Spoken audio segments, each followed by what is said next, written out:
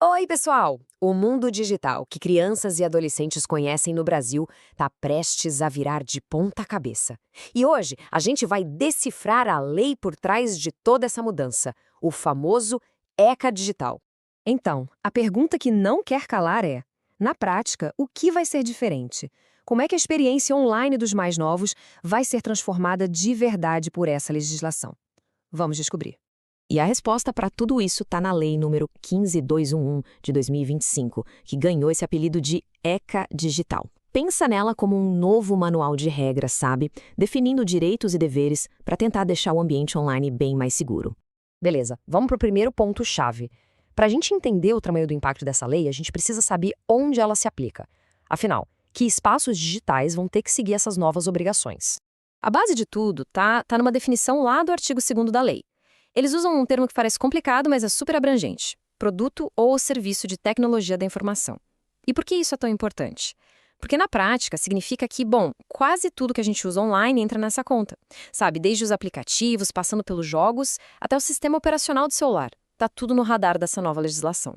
E o interessante é ver como essa definição se desdobra na vida real. A gente está falando das redes sociais que todo mundo usa, das lojas de onde a gente baixa os aplicativos, dos sistemas operacionais dos nossos celulares e computadores e, claro, dos jogos eletrônicos.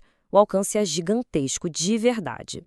A lei também se preocupou em definir direitinho o que é uma rede social. Porque vamos combinar, essas plataformas são um foco central de toda a regulação. É só pensar nos lugares como o TikTok, Instagram, qualquer lugar onde a principal atividade é o compartilhamento de conteúdo. A chave aqui é essa interação em massa, que agora vai ser olhada bem de perto.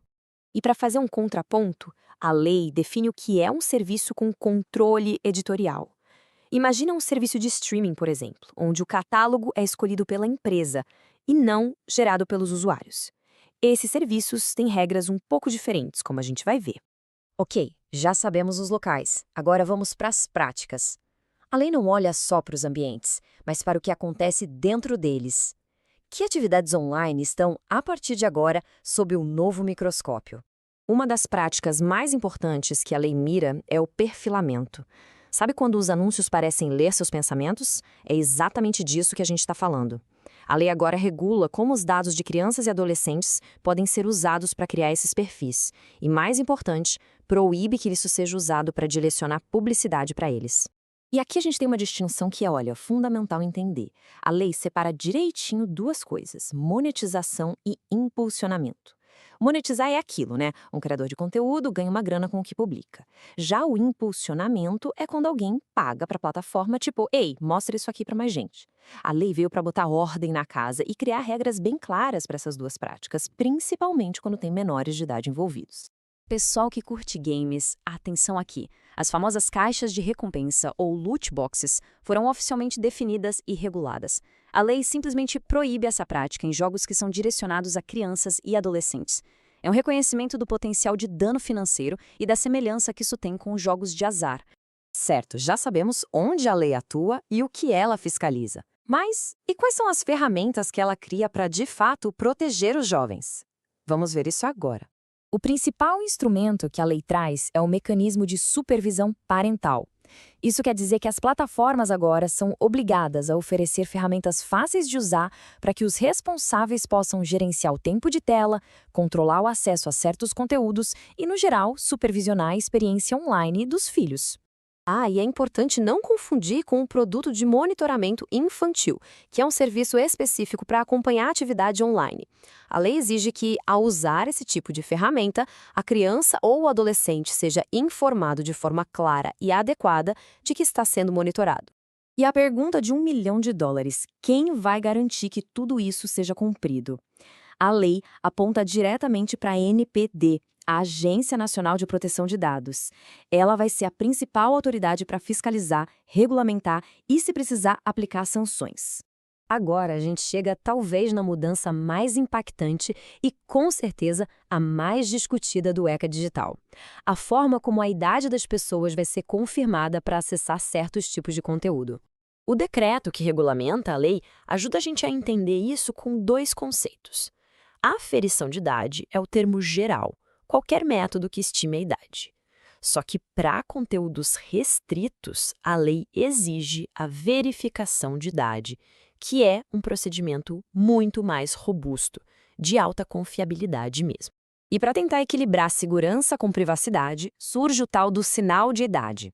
A ideia é que, em vez de compartilhar sua data de nascimento em tudo que é site, um sistema confiável vai apenas enviar um sinal dizendo sim, essa pessoa tem mais de 18 anos, sem expor seus dados pessoais. Bem mais seguro, né? E agora, atenção para essa frase aqui, porque ela muda o jogo completamente. A lei diz com todas as letras, vedada a autodeclaração. Sabe aquele botãozinho de sim, tenho mais de 18 anos que todo mundo clica sem nem pensar? Então, ele não vai mais bastar. Acabou. E para não deixar nenhuma dúvida, a regulamentação define exatamente o que está proibido. A autodeclaração de idade é isso.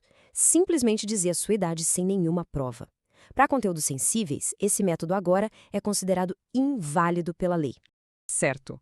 Depois de passar por todos esses termos e definições, vamos juntar as peças do quebra-cabeça. O que tudo isso significa, de verdade, para o dia a dia de jovens, pais e, claro, das empresas de tecnologia? Então, para resumir, o ponto crucial é este. As plataformas digitais agora têm responsabilidades gigantescas. Aquele clique fácil para dizer que é maior de idade para ver conteúdo adulto acabou. Pais e responsáveis ganham por lei ferramentas de supervisão. Práticas como perfilamento para publicidade e as loot boxes ficam proibidas para menores. E para fechar, temos uma agência, a NPD, com poder para fiscalizar tudo isso. Olha, a lei estabelece um novo patamar de proteção, mas a implementação de tudo isso vai ser um desafio e tanto.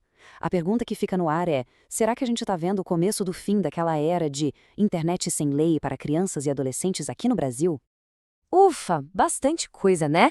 Mas espero que essa nossa análise tenha ajudado a deixar um pouco mais claras as grandes mudanças que o ECA Digital está trazendo. E aí, se curtiu decifrar essa lei aqui com a gente? Já sabe, né? Deixa aquele like e se inscreve aqui para não perder as próximas. A gente se vê!